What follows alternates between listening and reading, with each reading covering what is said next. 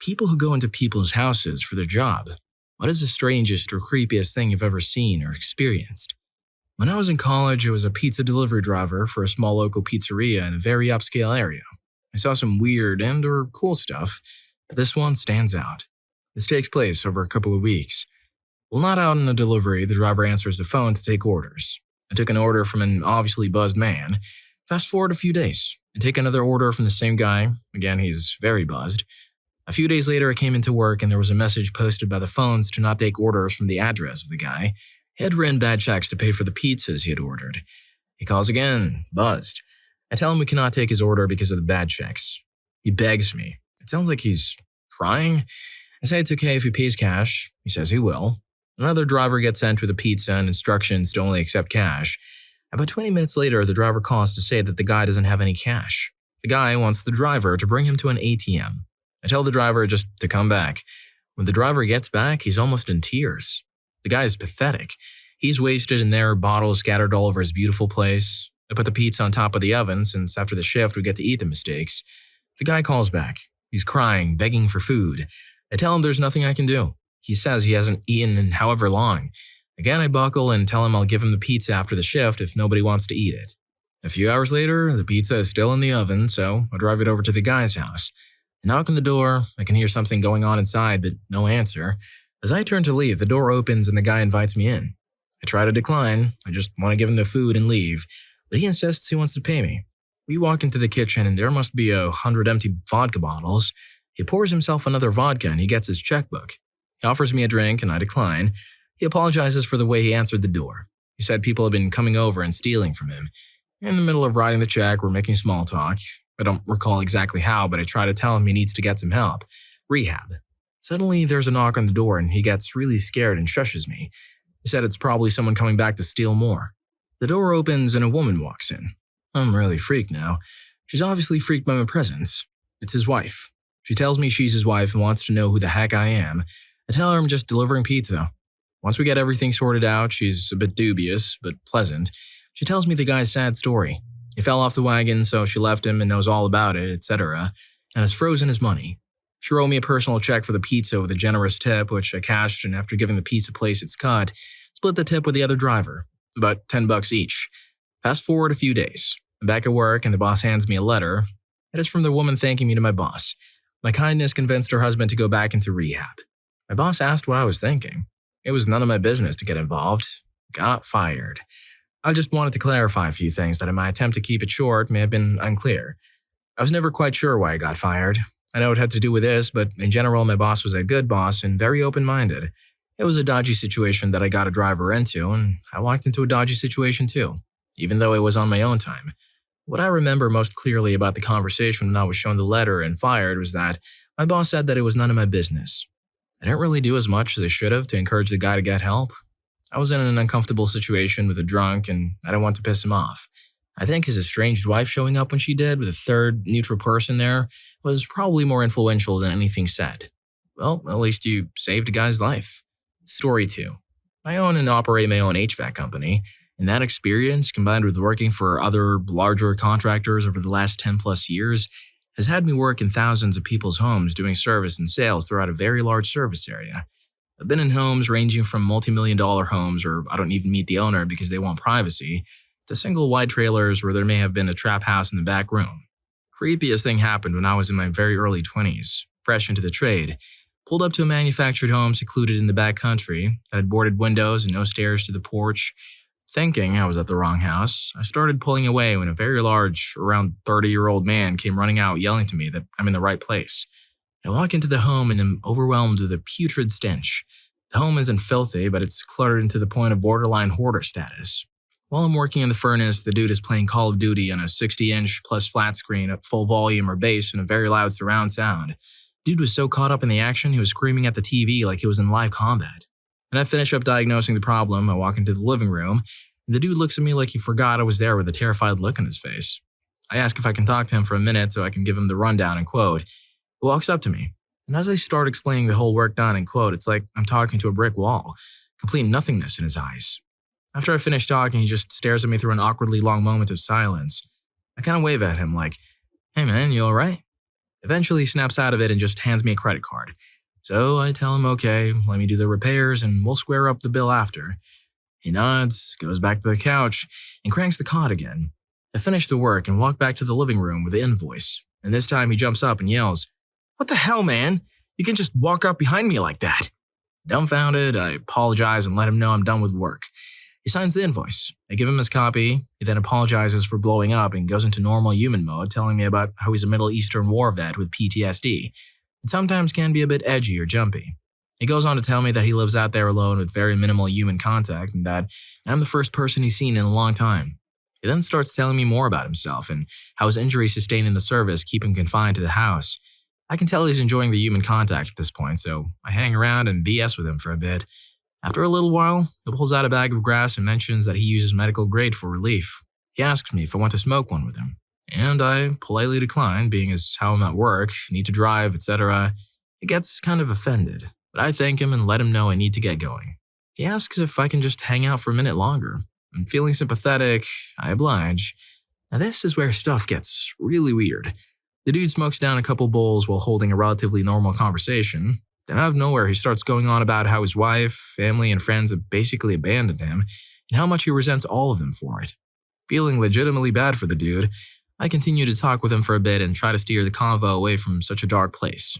Now the dude is super baked, and out of nowhere, I see that lifeless look in his eyes again. He stops talking and starts just staring at me again. Feeling a bit alarmed to let him know I'd really better get going, when all of a sudden he says something along the lines of, "I see things, man." I reply, "Oh, what do you mean?" He says, "Beings, man. Figures. They're constantly watching me and making my life a living hell." Not knowing what to say, I just kind of replied something like, "Oh, damn, that's messed up. Do you see a professional about this kind of thing?" He says something along the lines of, "I tried. They tell me that I'm the problem, when I know it's not me. It's them, the beings. They're everywhere. They're all around us right now as we speak." I told him, "No, brother, it's just me and you here right now. It's all good." He says, "What? You can't freaking see them?" I tell him, "No, we're good, man. It's just us." He starts getting a fiery look in his eye and says, "You're just like the rest of them, telling me I'm the freaking crazy one. You all try to put me in this medication rather than just freaking listen to me." Starting to feel spooked to just tell him the kind of stuff like, "Hey, I'm on your side, my dude, and they're just trying to help you. I think you should trust your doctors," etc. So I started to kind of move toward the door and let him know I'm going to head out, and that I hope he finds relief. He jumps up and goes off on me about how I'm just like the rest of them, and I'm just going to leave him up there all alone, feeling a combination of threat and bad for the dude. Not knowing what to do, I just try to comfort him some more and de-escalate. As I can see, he's still got that crazy look in his eye. He follows me toward the door, rambling more about the things he sees and how everyone is against him. I notice a small arsenal of firearms right next to the door and start to go into panic mode, like this dude might do something freaking crazy. He then follows me outside, so I turn around and try to shake his hand and part ways. He starts walking to my side like he's going to try to get behind me, so I'm like, "What the hell are you doing, dude?" Well, he's still rambling nonsense. So I said, "Screw it," beeline for my truck to get the heck out of there. He followed me at a fast walking pace, still rambling as he stares me down as I get into my truck and reverse away as quickly as possible. As I drive away, I still see him standing there looking like a freaking crazy man. This happened probably around 8 years ago, so I'm a bit blurry on some of the details, but it was probably one of the more unsettling experiences I've had. There was only a short period of time where while talking to him, I did feel like we were actually communicating on a normal level. And after he got super freaking baked is when he just lost it. Not only was it unsettling, but it was sad. Still feel legitimately bad for this dude and hope he was able to find relief and happiness. I notified my office staff of what happened and that they may want to notify the proper authorities for a welfare check, and to my knowledge they did. I'm not sure if anything ever came of it.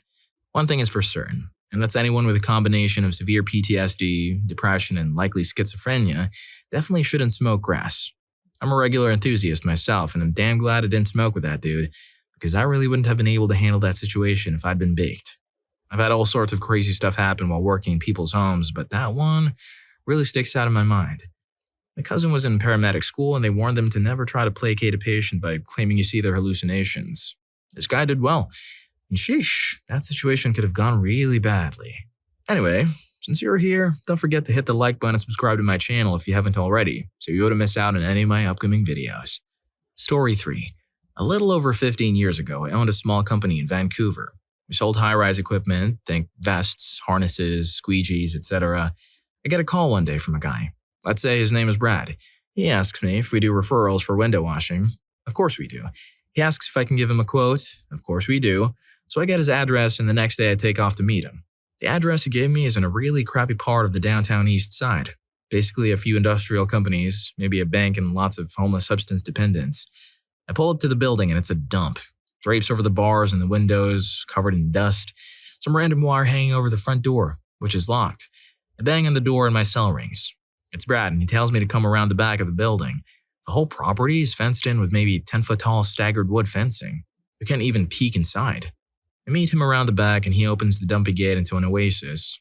His backyard looked nicer than some professional gardens, a pond, some bamboo, some sort of really smooth wood deck, very expensive with custom work, including custom porcelain inlay, a gazebo in the corner. His backyard was amazing. He asks if I want an espresso and invites me in. The building is amazing on the inside, a total guy pad. Huge screen TVs, he has a cigar room, jacuzzi, indoor pool downstairs, one whole floor in his bedroom. It was sick, very expensive. We end up drinking shots of some sort of whiskey and he tells me about how his father was a real estate guy in the 80s and made millions. He got cancer and passed away when Brad was really young. He left Brad enough money and Brad has never worked in his life. Never got married, was apparently scammed out of lots of money and lives off the money left in several investments, including the entire industrial building, which he converted into a massive personal home located in the worst area in Vancouver. Brad finally gets around to asking me how much it would be to have the building cleaned. I give a quote of around $800, and later he agrees to it. I compliment him on his home and take off. Fast forward a month. I get another call from Brad. Can I find someone to do some contract work for his house or massive industrial building he lives in? Of course I can. I tell him. He wants me to come over to give him a quote. This time we get even more loaded. He shows me the games room he has. I think we watched some hockey. I finally give him a quote, and after several hours doing nothing but shooting the breeze, I leave. A few weeks later, he calls me for some other little reason. Long story short, he keeps calling for a period of 6 months or so, before he flew to London for some conference he was interested in. It turns out this guy had very little friends. His family has disowned him for not giving them some of the money. He had a string of girlfriends that just used him for money. So he was just lonely and ended up paying me thousands in referrals for work that he said he wanted, but really, just seemed he needed someone to hang out with. Damn, that's quite sad. Story 4. I worked for a greenery in Great Neck, Long Island from 1994 to 1996 when I was in high school. It was my first time being exposed to 1% homes. We had a couple corporate clients. One was a brokerage called Stratton Oakmont. The new CEO was a guy named Al Lipsky who was an ex-furniture salesman. That was weird. But everything was weird in that place. The owners got high 3 times a day. One of them sent me out for cranberry juice and a large cup of ice for his vodka as we closed shop. When Strand got set up, our job was to furnish both it and the CEO's home, which was on a golf course. Those guys laughed and smoked and bragged about being able to legally steal from people. It was apparent that they all answered to this guy Jordan, who I only saw in passing. Okay, on to the creepy part. In my senior year of high school, we had these 2 FBI agents come into my constitutional law class and talk to us about a career in law enforcement. The usual stuff. What it takes to get accepted, what skills are most valuable. During the Q&A, one agent confessed that his job wasn't glamorous busts, but crooked stock exchange trades. I raised my hand and asked if he meant guys like Stratton Oakmont. His face froze, and he coughs out a yes. I said, "Oh yeah, I know all those guys." Not a humble teen. After class the next day, my teacher kept me behind and said those guys wanted to talk to me. Now it was my turn to freeze. I said no way. I was still 17, a minor, and I wasn't talking to anyone. 20 years later, they made that movie, The Wolf of Wall Street. Spent a lot of time in the home of the Jonah Hill character. Story 5. A few years ago, I was volunteering with the city council, helping people clean their houses after the neighborhood I lived in had been flooded. One house belonged to a Chinese couple who ran the local convenience store. They had asked our crew to help remove water-damaged carpet from the ground floor rooms of their house so it could be thrown away. As we were removing this carpet, we realized that it ran in one piece under a closed door and into a locked room. So we asked the lady of the house if she wanted us to cut it off at the door and leave whatever was in the locked room behind, or if she wanted to open the room and have us remove the carpet in there also. She responded, "I'll check with my husband what to do. That's his special room." This led to some nervously puzzled looks from our crew. What does a middle-aged Chinese man who owns a convenience store keep in his special room? Eventually, the wife came back with a set of keys and told us that we could remove the carpet in the room, and she unlocked the door. We all crowded around as the door opened to reveal A room with carpet up the walls, a mirror ball on the ceiling, a stage at one end with a PA standard sound system, a projector, and in the corner just about the fanciest karaoke machine I'd ever seen. Special room indeed. Story 6. I used to help my grandma clean houses. It was mainly old folks who kept everything clean themselves, but would pay my grandma and I to touch up, dust things they couldn't, do the more strenuous cleaning such as floors and bathrooms, etc. But there was one house that was a living nightmare. Her name was Jean. Jean was a power hoarder. She put those people in that hoarding show to shame. She had 50 plus years of junk piled high, but she had one room I refused, freaking fused, to go into. Her toy room. This woman had a large room towards the back of her house filled with toys through the decades. Those clapping monkeys, the porcelain dolls, rocking horses, freaking life-size rag dolls, freaking all of it. These toys were freaking nightmare fuel, covered in dust, sun-faded, some were close to falling apart. The clapping monkeys sometimes banged their little cymbals in their effort to scare the crap out of me. The rag dolls, with their little yarn hair and eyes, were the worst. I walked into that room once. Once. As soon as I saw the monstrosities in there, I noped the heck out of there. I only cleaned Jean's house twice after that. She was one weird lady.